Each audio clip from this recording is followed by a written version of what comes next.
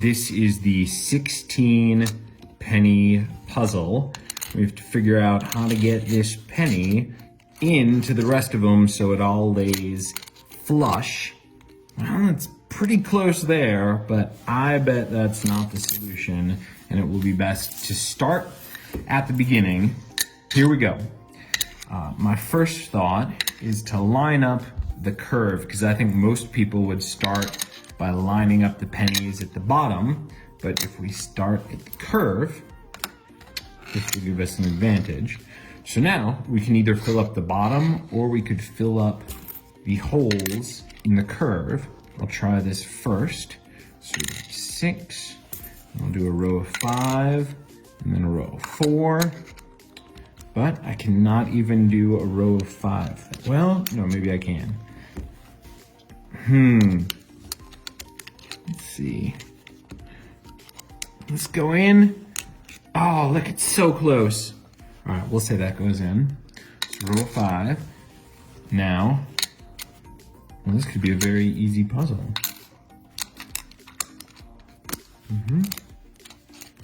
Oh, that is infuriating. It's just enough. Oh, look at that. Come on. Is this? No. Okay. Okay, so we did the 6. Here, I did the top. Now I'm gonna do a line at that side. I'm gonna really do the border. Well, what if I start, okay, 4 here, 4 here. Okay. Right. Oh, no. Okay, it's covering it with my wrist. Wait, is that 1, 2, 3, 4? Yeah, no, that's 15. Okay. So if it won't be 4 there, now let's try maybe a checkerboard thing. So we'll try doing 4, and then we'll do 3. Because this way we can get them very close to each other. And now we can do another row of 4. It's 4, no. Let's see. I know if we do this, this is the closest that pennies can be together. This formation here, it cannot go any closer together. So maybe we just have to see where we can move the 7 penny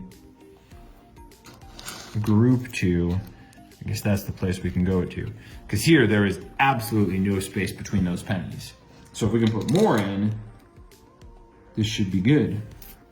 We just have to fill the pennies in one at a time.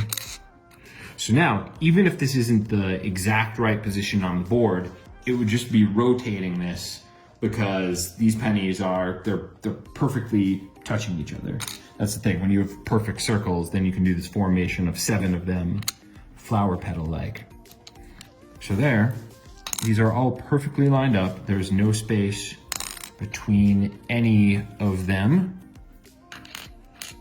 Now we'll rotate them all this way. All right, you can see this is all perfectly flush still. This piece here. All right, so these are all perfectly flush. But that's not really helping here. No, because this would, well, nope. Oh, that's, what, you just gotta jam them in. Okay, let's think. What other, okay, here's what we'll do. I'm gonna, so 6 fit in the top. I put the space on one side, I put the space, now it shouldn't matter if there's a space on one side. Let's just see what happens if we do 3 then 3, okay?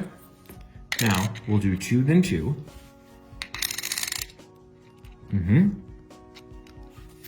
Okay.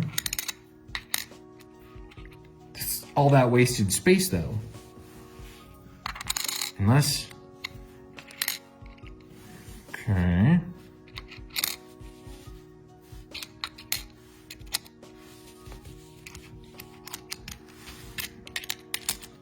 Nope. All right, well, oh, wait. Okay. 5.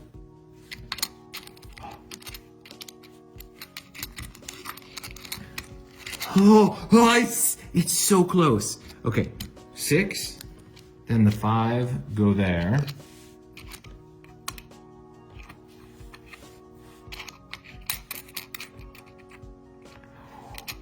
Alright, do I want 1 in the corner, 2, or do I want 2 in the corner? Let's see, 2 in the corner would mean that I could do 3 here, and then, is this it? Wait, how do I? No, it's really close with the 3 space, and then the 5 there. Could it be like only 4 there? What if I went to 4? No, it'd just be like a 6, 5. Oh, what if I put the 5 that? Oh, look at that. I was trying to do it there, but if you put the 5 on that side, okay. 6, 5. So now how many pennies are left? Because these will go in 2 rows. 6, 5, then 3 and 2. Yeah, this will be it. 1, 2, 3. So it's 1, 2, 3, 4, 5, 6, 7, 8, 9, 10, 11, 12, 13, 14, 15, 16. Just making sure we're not going to finish. Oh, yeah. Oh, look. Ha, ha, ha. How, it looks so random.